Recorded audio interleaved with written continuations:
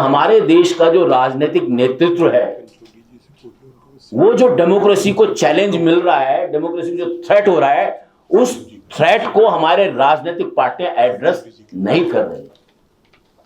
और इसकी जिम्मेदारी जो सैकड़ों की संख्या हमारी पॉलिटिकल पार्टीज है, क्योंकि असल में तो चुनाव की राजनीति वही करते हैं, तो उनको ये चैलेंज लेना पड़ेगा। अगर वो चैलेंज नहीं लेते हैं तो हमको ये मानना चाहिए कि ये पॉलिटिकल सिस्टम मौलिक तौर पर डेमोक्रेसी के खिलाफ है। डेमोक्रेसी है उसको दिखाना और डेमोक्रेसी होना, दोनों में मौलिक फर्क है। इस देश में जो 1984 में सिखों को भुगतना पड़ा और जो आजकल मुस्लिम्स को भुगतना पड़ रहा है या ईसाइयों को भुगतना पड़ रहा है, वो हजारों सालों से दलित भुगतते आ रहे हैं।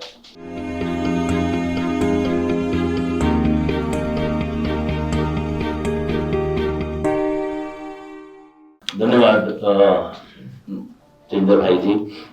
और मैं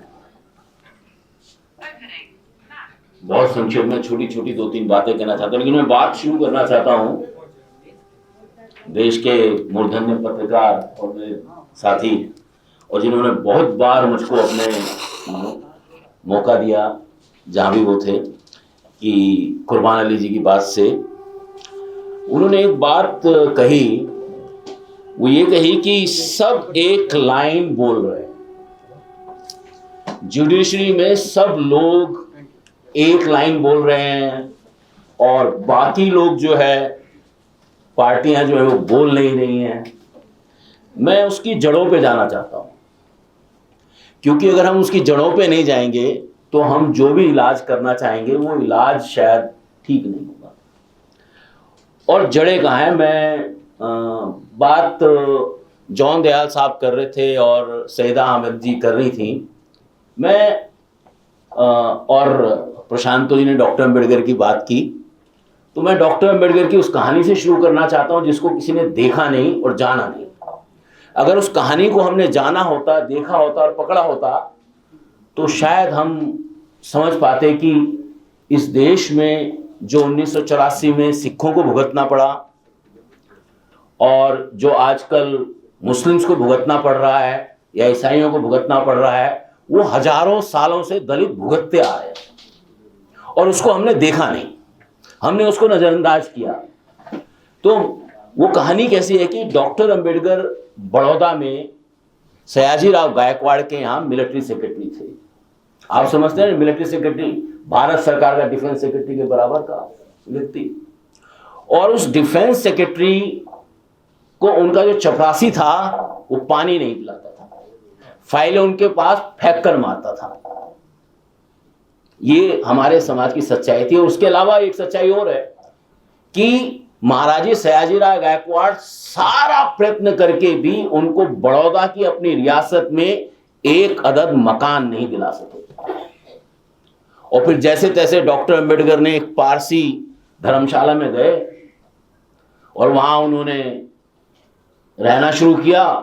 और जैसा होता ही है कि जात और छुआछात तो छुपती नहीं, तो पारसियों को पता लग गया कि ये तो अछूत व्यक्ति है, और अछूत व्यक्ति है तो उन्होंने फोर्सिबली लाठी डंडे के बूते पर डॉक्टर अम्बेडकर का सामान कमरे से निकाल के बाहर फेंक दिया। तो यही बात तो 1984 में सिखों के खिलाफ की गई, और यही बात जो है सईदा जी ने जिम क्रो कानून की बात की थी। जिम क्रो और अमेरिका में भी क्या होता था कि जो वाइट लैंडलॉर्ड होते थे, अगर कोई काला आदमी अपराध करता था तो उसको पेड़ पे लटका के सरेआम जला के मार देते थे। और लिंचिंग का असली शब्द वहीं से आया है, ये हमारी सभ्यता का से नहीं है, हमारे नहीं, वो लिंचिंग तो अमेरिका से आई। तो मैं ये कहना चाहता, इसलिए ये समझना चाहता हूं कि ये जो अर्ली साइंस थे हमारे समाज में, जो शुरुआती लक्षण थे, हम उनको नजरअंदाज करते रहे और नजरअंदाज किए तो आज धीरे धीरे धीरे धीरे वो आग दलितों के घर से निकलकर सिखों के यहां गई, फिर मुस्लिम्स के यहां गई, ईसाइयों के यहां गई, और इंतजार मैं चाहता हूं कि ये आपके दरवाजे तक ना पहुंचे, लेकिन हम रोक नहीं रहे इसको। अगर आप रोकना चाहेंगे तभी रुकेगी। और इसके लिए जो बाकी हिंदू हैं उनको मेहनत करनी पड़ेगी, उनको दिखाना पड़ेगा कि वही इस देश की, समाज की सच्चाई है, अन्यथा सच्चाई बदल रही है। एक चीज मैं ये कहना चाहता था। दूसरा, मैं समझता हूं कि जो हमारे देश में जो आजकल प्रचार का तंत्र है, सरकार, आज इंडियन एक्सप्रेस बहुत बड़ा आर्टिकल डेमोक्रेसी के बारे में है, राम माधव जी का, और उन्होंने कहा है कि हमारे यहां बहुत बढ़िया डेमोक्रेसी है। मैं ये कहना चाहता हूं कि डेमोक्रेसी है, उसको दिखाना और डेमोक्रेसी होना, दोनों में मौलिक फर्क है। लीप पोत कर आप कुछ भी दिखा दीजिए, कहीं भी लिख दीजिए, उससे डेमोक्रेसी बन नहीं जाती। डेमोक्रेसी का मतलब यह है कि ये जो बैठक हम यहां बंद कमरे में कर रहे हैं, क्या ऐसी सभाएं हम पब्लिक में जाकर कर पाए, तब हमें लगेगा कि ये डेमोक्रेसी है, अन्यथा ये डेमोक्रेसी नहीं है। मैं जो देखता हूं कि जो देश में जो हालात हैं, कि हम तो बहुत, मैं एक दलित व्यक्ति हूं और हम तो बहुत सदियों तक कैद रहे हैं, लेकिन मैं ये देख रहा हूं कि जो हिंदुओं ने हमको कैद किया, वो आज खुद अपने घरों में धीरे धीरे कैद होते जा रहे हैं, और ये उनको अंदाजा नहीं हो रहा है कि वो कैद हो रहे हैं, और अपनी ही घरों में कैद होकर वो अपने आप को पूरी दुनिया में अलग थलग कर रहे हैं। और इसका जो खामियाजा होगा वो हमें, हमारी डेमोक्रेसी पे एसेंशियली उसका होने वाला है। एक चीज़ और, मैं जो बात हो रही थी, मैं नोट कर रहा था कि अपनी बात करने से पहले, कि वो संजय जी बैठे हैं यहाँ पर, वो इंटरफेथ, वो लव कमांडोज वाले संजय सचदेव हैं, और आंदोलन के साथी हैं, बहुत पुराने। इंटरफेथ मैरिज पर बहुत हल्ला हुआ है और होता है, और इंटरफेथ मैरिज में बहुत ही वायलेंट एक्शन है। लव जिहाद का एक पूरा कॉन्सेप्ट उन्होंने खड़ा कर दिया है। लेकिन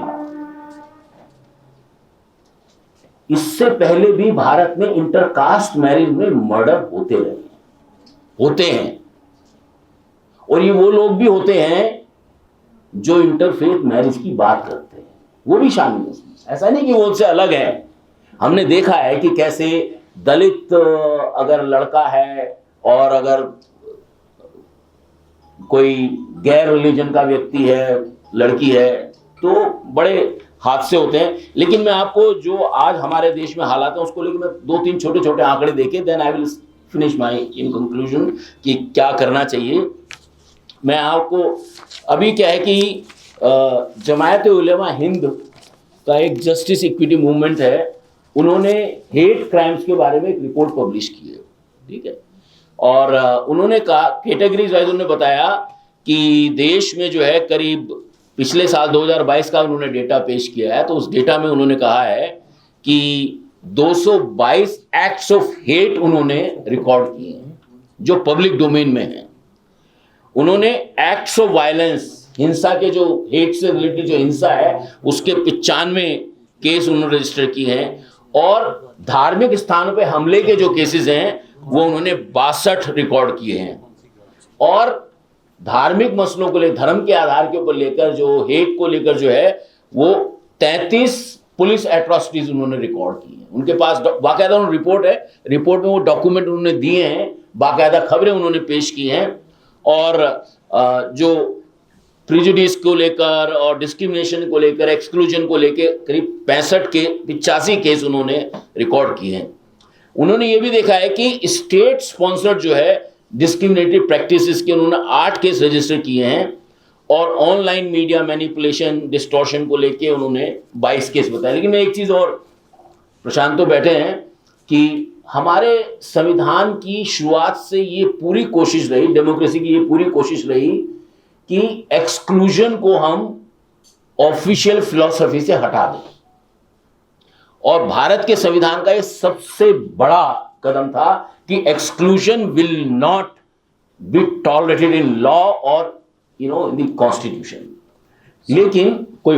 लेकिन हमें ये जानकर बड़ा आश्चर्य होगा आप सब लोगों को कि संविधान ने जिस एक्सक्लूजन को मिटा दिया था और इंक्लूजन की पॉलिसी अडॉप्ट की थी, पता नहीं क्या वजह है कि मौजूदा सरकार, मौजूदा पार्लियामेंट ने एक्सक्लूजन की पॉलिसी को एक कानून का रूप दे दिया है और वो कानून है इकोनॉमिकली वीकर सेक्शंस। तो ये हमारे देश की डेमोक्रेसी के लिए बहुत ही खतरनाक निशान। और पॉलिटिकल पार्टियां, मेरी तो कुर्बान जी थोड़ी अलग थ्योरी है। मेरा मानना यह है कि कोई पॉलिटिकल पार्टी भी उसी तरीके के लोग चलाते हैं जिस तरीके के लोग आज सत्ता में हैं, तो इसलिए उनके लिए इन सब चीज, क्योंकि आइडियोलॉजिकली, थियोलॉजिकली वो उसी बैंड वैगन के हिस्सा है जिस बैंड वैगन ने हमारे देश को एक्सक्लूजन के गहरे गड्ढे में डाल दिया है। तो इसलिए मेरा समझ ऐसा है कि जब हम और इसलिए हमारे देश में जो डेमोक्रेसी है वो आज एक बहुत बड़ा चैलेंज बनी हुई है। अब सवाल यह है कि हम या तो अकेले लड़ें या हम लोग सम्मिलित तौर पर अपनी डेमोक्रेसी की आवाज को बुलंद करें। मेरा मानना यह है, मैं नहीं समझता कि इस देश के लोग इतने कमजोर हैं कि वो डेमोक्रेसी के ऊपर होने वाले इस हमले को बर्दाश्त, उसको जानते नहीं है, इसको पहचानते नहीं है। लेकिन हमें यह भी समझना है कि पॉलिटिकल, हमारे देश का जो राजनीतिक नेतृत्व है, वो जो डेमोक्रेसी को चैलेंज मिल रहा है, डेमोक्रेसी जो थ्रेट हो रहा है, उस थ्रेट को हमारे राजनीतिक पार्टियां एड्रेस नहीं कर रही। और इसकी जिम्मेदारी जो सैकड़ों की संख्या हमारी पॉलिटिकल पार्टीज है, क्योंकि असल में तो चुनाव की राजनीति वही करते हैं, तो उनको ये चैलेंज लेना पड़ेगा। अगर वो चैलेंज नहीं लेते हैं तो हमको ये मानना चाहिए कि ये पॉलिटिकल सिस्टम मौलिक तौर पर डेमोक्रेसी के खिलाफ है। पॉलिटिकल पार्टीज को हमको ये कहना पड़ेगा कि अगर आप ये जो डर का माहौल है, ये जो लोग असुरक्षा का माहौल है, जहां लोग परेशान हैं, जहां लोग अपने अधिकारों को एक्सरसाइज नहीं कर पा रहे हैं, तो ऐसी स्थिति में हमें समझना है कि पॉलिटिकल पार्टीज को अकाउंटेबल ठहराना बहुत जरूरी है। और उस पॉलिटिकल पार्टी को अकाउंटेबल केवल और केवल मेरा मानना है कि इस देश के लोग ठहरा सकते हैं। चुनाव से पॉलिटिकल पार्टी को आप अकाउंटेबल नहीं ठहरा सकते। पॉलिटिकल पार्टी को अकाउंटेबल ठहराने के लिए आपको एक पूरी सोशो पॉलिटिकल प्रोसेस समाज में होनी चाहिए। हम केवल 5 साल में चुनाव वोट डालकर खामोश नहीं रह सकते। मुझे लगता है कि हमको इस देश में अब एक्टिव सिटीजन्स का कॉन्सेप्ट को नर्चर करना चाहिए और हर व्यक्ति अपने आप को ये माने कि उसको एक एक्टिव सिटीजन रहेगा, तभी वो अपने राइट्स और हक हकूकों को वो कर पाएगा।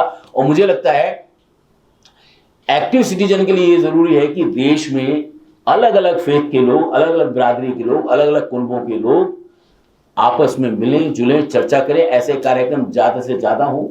और मैं पीयूष सिल को इस बात के लिए धन्यवाद देना चाहता हूँ, उन्होंने शुरुआत करती है। पर मैं समझता हूँ इस कमरे में जितने भी लोग बैठे हैं, सब लोग किसी ना किसी तंजीम से जुड़े हैं। अगर ये 70-80 लोग जो यहाँ बैठे हैं, अगर ये 70-80 तंजीमों के लोग अगर 70-80 जगह ऐसे कार्यक्रम कर लेंगे, तो मुझे लगता है फिर वो 7,000 भी हो जाएंगे और 7 लाख भी हो जाएंगे। और मुझे लगता है कि एक्टिव सिटीजन बनाने में हमको सहायता मिलेगी। धन्यवाद।